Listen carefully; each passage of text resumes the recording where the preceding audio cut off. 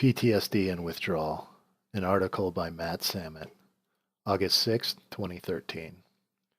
Can withdrawal from psychiatric drugging be so terrible as to leave you with post-traumatic stress disorder, PTSD, to somehow rearrange your psyche for the worse even once time and hard work have undone the damage caused by the chemicals? To so profoundly alter your core self that you acquire a new diagnosis meriting special considerations or further treatment in order to resume a normal life again? For myself, in writing strictly as a layperson, I don't believe this to be the case.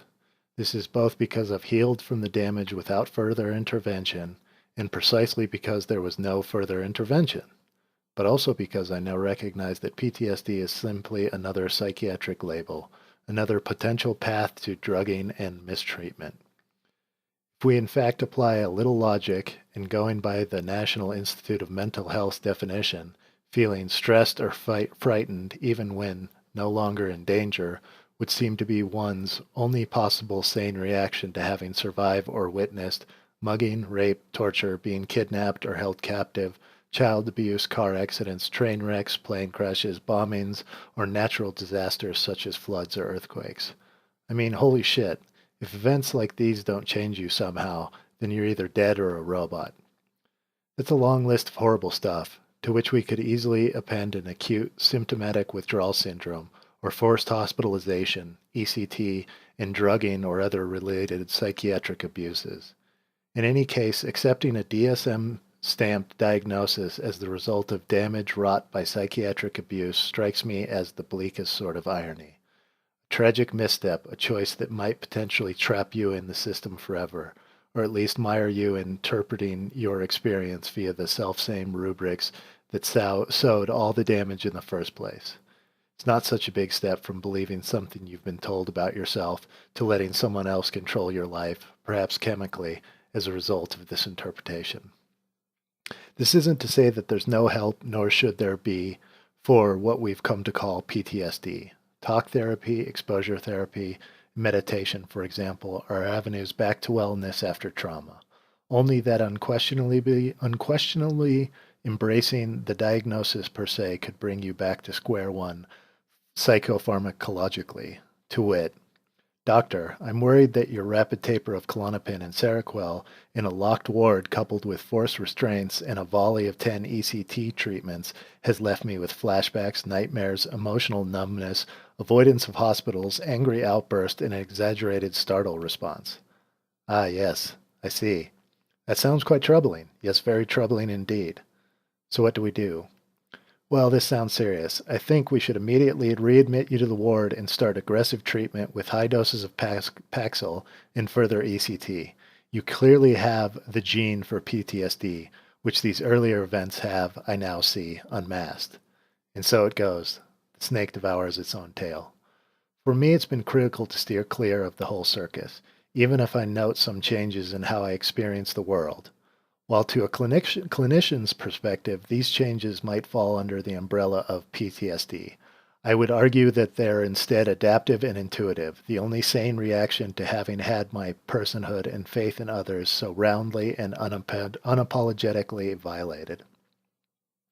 Mine is a long and labyrinthine story, but at a glance, I ended up hospitalized multiple times and polydrugged in 2005, while fighting to break free of benzodiazepine tranquilizers.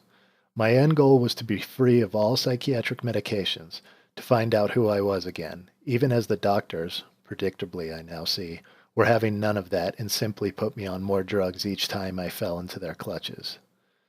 There, on those locked wards, those hope-snuffling purgatories of endless disinformative therapy groups, buzzing fluorescents, Russian bread lines thrice daily at the med station, and Lysol lemon linoleum floors, I saw how quickly autonomy and dignity can be stripped away. How every last decision from when you ate, slept, and woke to where and how you moved about the world to how you were allowed to frame your reality was now going to be made by others.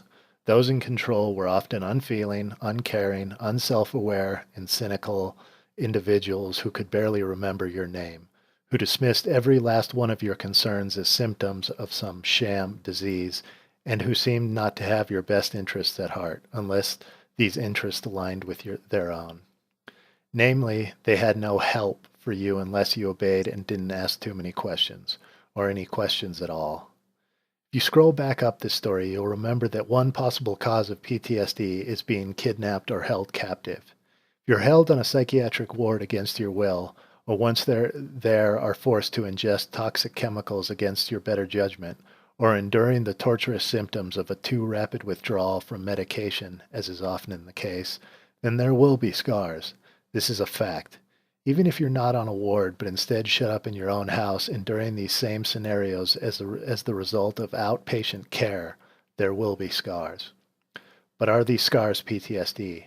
Or are they ultimately adaptations that are protective against future abuse? For me, it's been the latter. My experience has changed me, and I'll never be the same person again, but I consider this neither tragic nor a disorder. In fact, I consider it a gift. As we move through life and fate bats us about like a cat with a ball of yarn, many great but also terrible things will befall us. And these things change who we are. Such are the natural workings of the universe, and there's no point in fighting or pathologizing them, because our job here as human beings is to evolve despite the vicissitudes of life. This is not to deny that there isn't a very real post-trauma syndrome of some sort that people experience after dark events, only that I don't think it's as simple, casual, and easily pinpointed as a DSM diagnosis might lead you to believe. Instead, I see the new me as a smarter, savvier, more outspoken, yet cautious man who won't be duped again by bullshitters. This might not make it easier for me to be around other people and for others to be around me, but given what I've been through, I don't especially care. Like an old farm dog that's been kicked one too many times, I've earned the right to lie on my blanket and growl at whoever goes past if I don't like the way they smell. Here are some changes to my personality that I've noticed that could be considered PTSD-like, but that I instead choose to embrace as adaptive. Trust. I have more difficulty than before trusting people, unless they are trusted friends or family members who are already a part of my orbit. Moreover, I find it especially difficult to rely on strangers whose actions have some direct bearing on my health and autonomy, especially medical professionals. I realize this can be a liability in today's overly connected world, where we rely on strangers for so many things, but I don't believe I've suffered any negative consequences as a result. I've simply pulled away from scenarios that, and people who, make me uncomfortable. Though maybe we all tend to do this as we age. You figure out what you like and what you don't, and you seek out the former because happiness is fleeting, the idiots are myriad, and life is short. If this means I get on fewer airplanes, trust some person I've never met behind a locked door out of sight to fly a giant bucket of flexing aluminum through the sky with me on it, okay. Or try fewer fun new activities, water rafting, zip lining, laser tag, yippee skippy, where I must rely on templated instructions and some barely engaged instructor, or am less open to new scenarios, then so be it. I'm a simple man with simple pleasures, family, time, climbing rocks, walking the dog, and I don't believe I'm missing out by only doing these few things that bring me fulfillment. It's taken me 40 some odd years to find the things that make me happy, and I'm glad I did. I stick to situations now where I'm in control, because I've seen how bad life becomes when you let other people make decisions for you. Bluntness. Perhaps this is what a psychiatrist would call the anger or irritability component of PTSD. But again, I see it as a necessary response to having been steamrolled by others, by medical experts, whose opinions about my mental well-being were ultimately wrong and in fact nearly cost me my life. If I don't like what someone is doing to or telling me, I state my objection, often not in the most diplomatic terms. But hey, I'm working on it. This has gotten me into trouble a few times, and even had some effect on a few relationships, but again, I don't care. If someone is behaving in a hurtful or exploitative fashion towards someone I care about or toward me, then diplomacy be damned. They can piss off, either temporarily or for good, and I'm happy to say as much. I even walked off a high-profile job I'd worked toward all my life for this very reason.